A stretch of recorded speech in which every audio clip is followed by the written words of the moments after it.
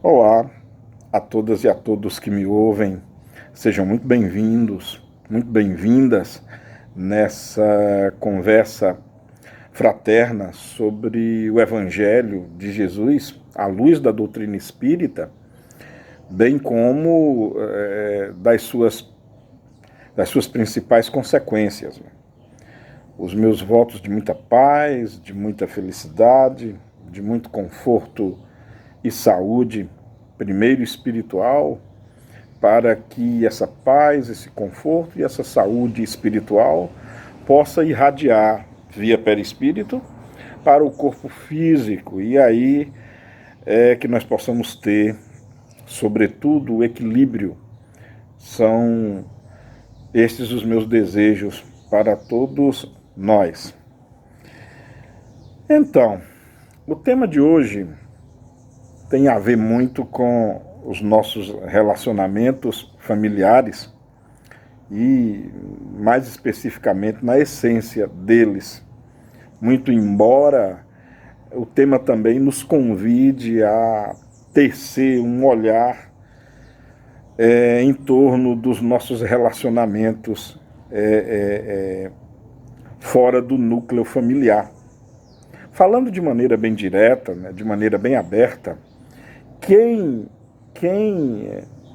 todos vocês que estão me ouvindo, e eu estou incluso também, afinal de contas eu estou me ouvindo, quem não tem um amigo ou uma amiga que é tão especial, que é aquela pessoa com quem você consegue abrir-se naturalmente, aquela pessoa que é seu confidente ou sua confidente, aquela pessoa por quem você nutre uma confiança acima de tudo, aquela pessoa, enfim, com quem você sente-se bem.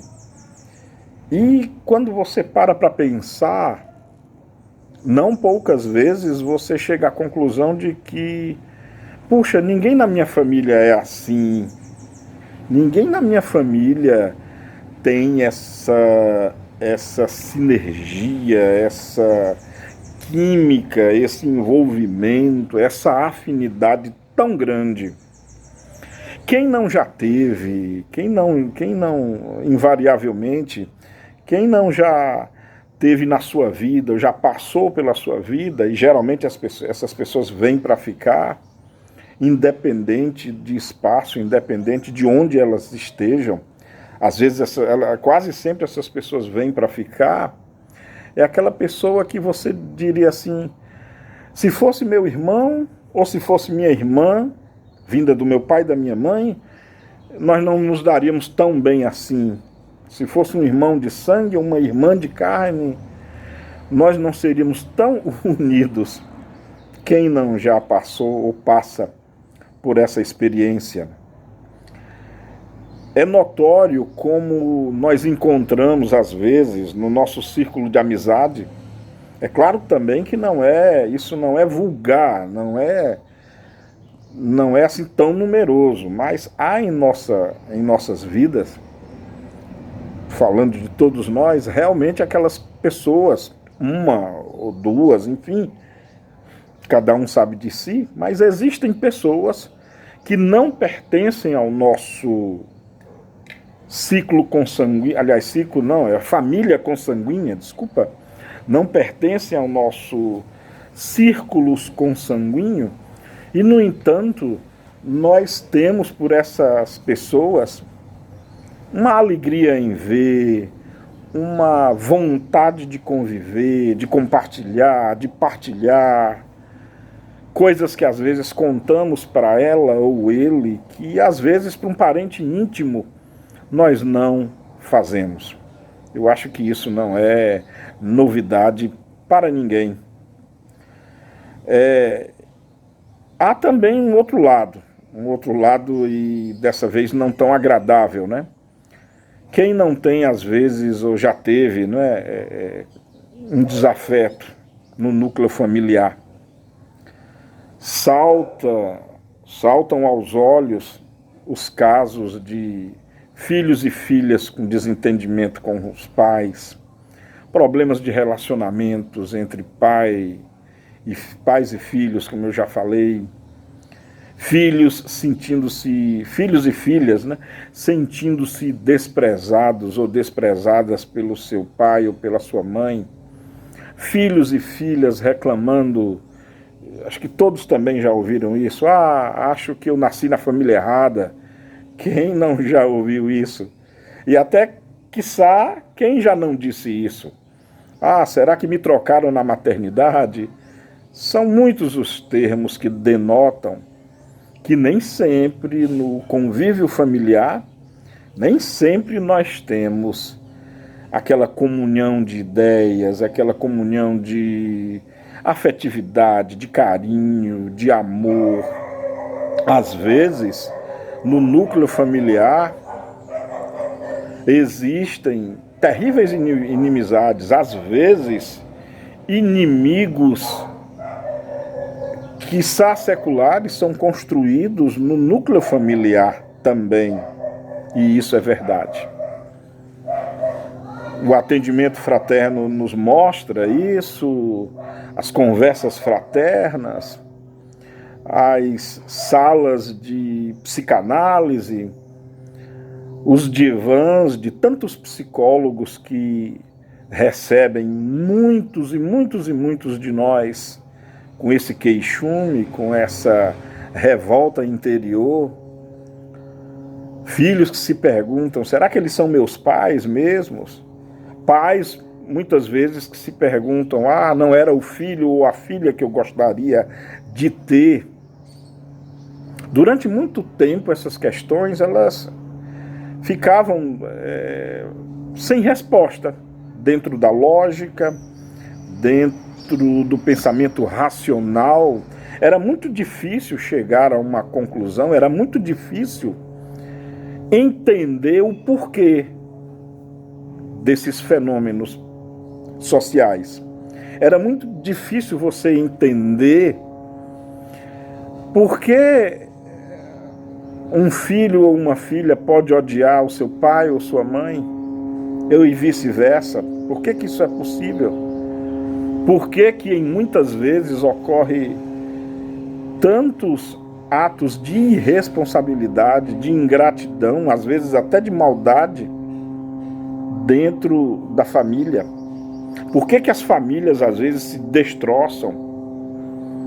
Todos nós sabemos, e me perdoem o peso da palavra, mas nós sabemos que famílias existem onde ocorrem até assassínios, mortes muitas vezes até premeditadas, filhos que às vezes compram o prejuízo do pai, por assim dizer, pais que às vezes perseguem os filhos. Há todo tipo de mazelas nos relacionamentos familiares também. A questão é que, como explicar isso? Inclusive, à luz do Evangelho, como explicar isso, esse fenômeno, de maneira racional? E aí, somente a filosofia espírita, somente a realidade da pluralidade das existências vai nos colocar uma resposta e de um teor com muita lógica, com muita pertinência, com muita assertividade e razão. Só a doutrina espírita pode explicar isso. Aliás, em conversas fraternas predecessoras, eu falei que aqueles 5 princípios básicos da doutrina espírita, eles são fundamentais. Esses 5 princípios básicos, eles pautam a nossa vida, seja de quem for. Tudo na nossa vida, todas as consequências das nossas atitudes, tudo que nos acontece no âmbito pessoal, no âmbito familiar, no âmbito profissional, no âmbito amoroso, no âmbito intelectual, filosófico, religioso, enfim, em qualquer que seja a dimensão da sua vida, aqueles 5 princípios da doutrina espírita nos dão a razão e a resposta para os porquês. E aqui em pauta, o princípio que mais se estabelece de vínculo com o parentesco corporal e o parentesco espiritual é a pluralidade das existências. É o fato, sobremaneira, de nós sermos espíritos imortais. É pelo fato de, por exemplo, nós já termos contatos uns com os outros e às vezes de longas datas. Explica-se facilmente o porquê da afinidade, da tamanha afinidade, da tamanha, digamos assim, a verdadeira afetividade, amor, carinho que temos por certas pessoas, e não necessariamente do núcleo familiar. Muito provavelmente com essas pessoas já construímos essa afetividade, já construímos esse carinho, construímos essa alegria em simplesmente estar. Porque estar com a pessoa que se gosta, basta estar. E é interessante que isso transcende a matéria. Não importa o que a pessoa tenha, não importa de que cor ela seja, não importa dos gostos que ela tenha, não importa as afinidades que ela tenha, até porque geralmente até esse conjunto de características muitas vezes se coadunam e se associam e se tornam de comum natureza conosco mesmo. Daí vinha a afetividade, a química que estabelece, química do ponto de vista psicológico, que estabelece essa cumplicidade entre tantas pessoas, na grande maioria das vezes, espíritos que já conviveram juntos, espíritos que já construíram ao longo da jornada da vida muitas situações. Pode-se dizer, eu acho que todos já ouviram também essa história, eu e fulano de tal, ou eu e fulana de tal, temos uma história juntos. E isso às vezes, muitas vezes, sem que imaginemos, ultrapassa os limites da presente existência. Muitas das vezes, sim, temos uma história com aquele ou aquela com quem temos muito afeto. Temos, sim, verdadeiramente uma história. E essa história, grande parte dela foi construída, foi sedimentada em encarnações pretéritas. Então, e o oposto também, o desafeto, às vezes a inimizade, a antipatia, a falta de afinidade, também pode dever-se a querelas construídas no passado, a processos de vingança, a processos de maus procedimentos que podemos ter estabelecido em outras épocas, sabe? Aquela pessoa que nos persegue, ou aquela pessoa que nós perseguimos, às vezes involuntariamente, aquela pessoa que antipatizamos, aquela pessoa por quem nutrimos às vezes até uma repulsa tremenda. Muitas vezes, claro que não se pode afirmar categoricamente, nem dizer que 100% dos casos resulta disto, mas em grande parte é a construção também ao longo da vida. É essa estrada na qual percorremos juntos e que às vezes nos trazem também problemas devido à nossa conduta, muitas vezes pautada no egoísmo, pautada no orgulho, que sempre traz pesadas, tristes e azedas consequências. E é lindo como a doutrina espírita explica também, dá justiça e logicidade. Ou seja, implementa uma lógica absoluta através do princípio da pluralidade das existências, ou seja, da realidade das reencarnações, que nos mostra que muitas vezes, no âmbito familiar, ali está alguém com quem andamos, com quem caminhamos em vidas anteriores. E dependendo da nossa conduta e da conduta dele ou dela, podemos ter construído uma amizade ou uma inimizade. Allan Kardec, com muita propriedade, escreve aqui, olha só. Allan Kardec escreve no Evangelho segundo o Espiritismo, capítulo 14, item 8, o parentesco corporal e o parentesco espiritual. E Kardec escreve o seguinte: os laços de sangue não estabelecem necessariamente os laços entre os espíritos. O corpo procede do corpo, mas o espírito não procede do espírito, porque o espírito existia antes da formação do corpo. Não foi o pai quem criou o espírito do filho. Ele não fez senão fornecer-lhe um envoltório corporal, mas deve ajudar o seu desenvolvimento intelectual e moral para fazê-lo progredir. Então, o que vem do corpo, vem do corpo. O espírito não vem de outro espírito. O espírito vem sempre de Deus. O espírito é criação exclusiva de Deus. E somos criados simples e ignorantes. E a partir desse momento, empreendemos a nossa jornada ante a vida. E essa jornada faz-se em múltiplas encarnações, em múltiplos relacionamentos, em múltiplas convivências, nem todas auspiciosas, nem todas nos trazendo um quê de muita sinceridade, de muito amor e de muito carinho. E aí, quando nos reencontramos, numa encarnação a miúde, se aquele ou aquela que nesse momento está como posição de pai, mãe, filho, filha, irmão ou irmã, para falar só dos parentes mais próximos, né? Se uma dessas pessoas pertencer àquele ciclo construído no bem, no amor, na caridade, no afeto mútuo, você vai ter nele ou nela um parente não só consanguíneo, mas um parente espiritual também. E o oposto também é verdade. Se aquele que hoje é seu pai, mãe, filho, filha, esposo, esposa, irmão, irmã, enfim, se você construiu com ele ou com ela caminhos tortuosos, esses caminhos, pelo menos, iniciam-se tortuosos na vida presente.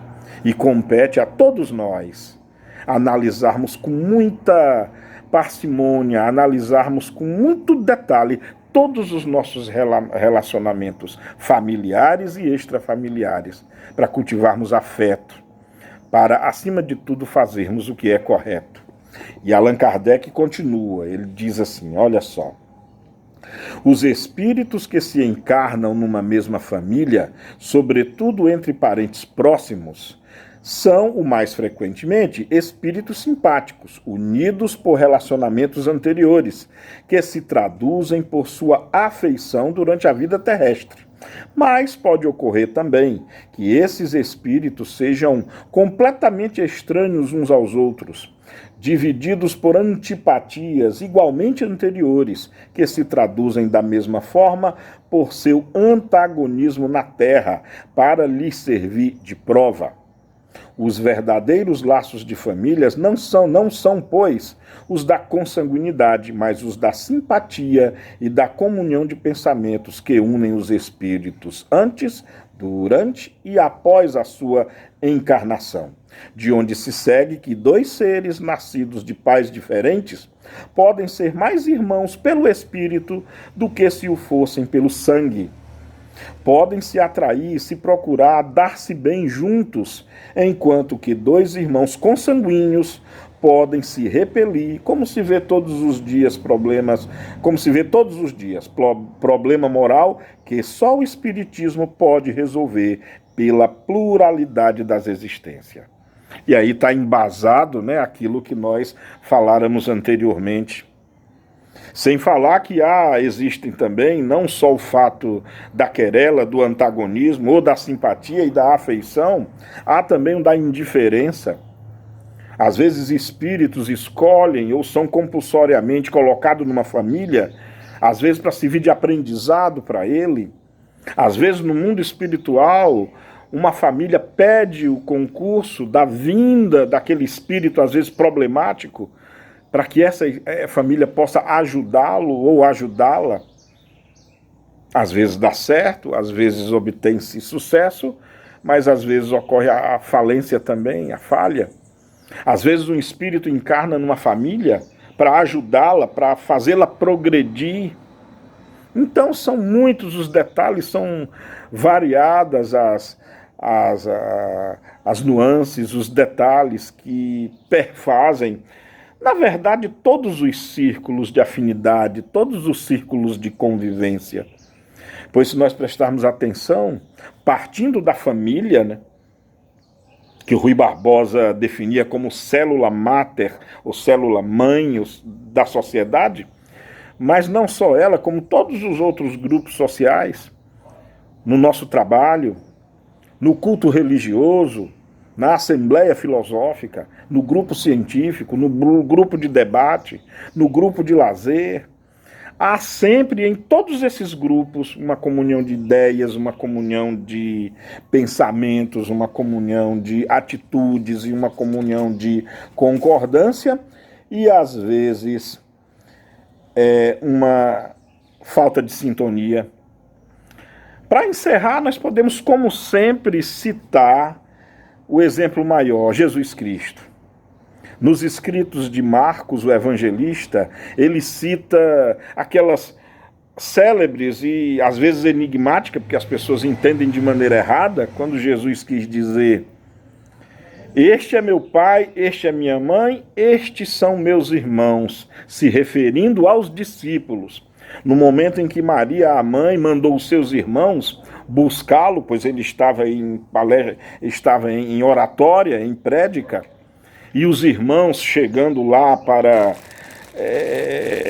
retorná-lo à casa, para conduzi-lo ao núcleo familiar de novo, amando de Maria, a mãe, e os irmãos o hostilizaram. Isso está muito claro lá nos escritos do evangelista Marcos.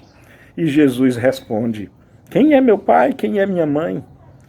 E se dirigindo aos apóstolos, ele diz: estes são meu pai, minha mãe e meus irmãos, pois todo aquele que faz a vontade do meu pai, que está no céu, é meu pai, é minha mãe, é minha irmã e é meu irmão.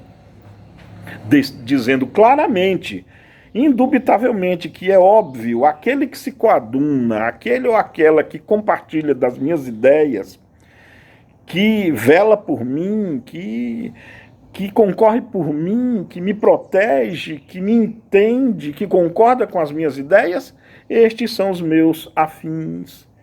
Esta é realmente a minha família espiritual.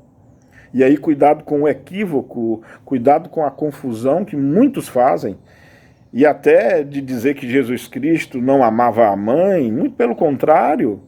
Jesus Cristo, em muitas outras passagens, demonstrou o seu infindável amor pela sua mãe e pelos seus irmãos, e aliás pela humanidade inteira. Ele demonstrou em muitas outras passagens, apenas nesse momento específico. E como Jesus nunca perdia a oportunidade de ensinar aos seus, ele quis já lançar os primeiros traços numa pedagogia celeste, mostrar os primeiros traços do que é a verdadeira família. Porque a família que está unida só pela carne, só pelo sangue, só pela cor da pele, dos olhos, do tipo de cabelo, a família que está unida só porque pertence à mesma raça, ela se desfaz com a matéria, porque ela é baseada em laços materiais. Depois da matéria, depois da passagem para outra dimensão, ninguém mais se busca, porque não foram criados vínculos no coração, na alma e no espírito. Porém, há os relacionamentos, dentro ou fora da família, que não são baseados na carne, na matéria. Quando você gosta de uma pessoa, independente do jeito que ela é, independente do corpo que ela tenha, independente do que ela possua, se você gosta e sente-se bem com essa pessoa, estando na sua família consanguínea ou não, se você sente por essa pessoa uma atração espiritual, esse é o nome. Nós não estamos falando aqui no momento de paixão, nem de amor homem e mulher, nem de amor de qualquer que seja a outra natureza. Estamos falando de amor ágape, o amor divino, o amor pelo ser humano. Quando se estabelece esse vínculo com alguém, é eterno. E esses espíritos, tais espíritos, buscam-se além túmulo, procuram-se depois desta vida, para continuar juntos eternamente. E estabelece-se uma verdadeira irmandade, estabelece-se uma verdadeira dádiva maravilhosa que foi prescrita por Deus, porque Deus nos fez para nos unirmos, para sermos família, para sermos irmãos. Não é à toa que na oração dominical, Jesus começa nos ensinando a reconhecer: Pai nosso que estais no céu. O Pai não é meu, não é de nenhum de vocês, é nosso, é de todos nós, o que nos coloca na situação de irmãos. Muita paz, paz e bem para todas e para todos. Beijo no coração e até a próxima.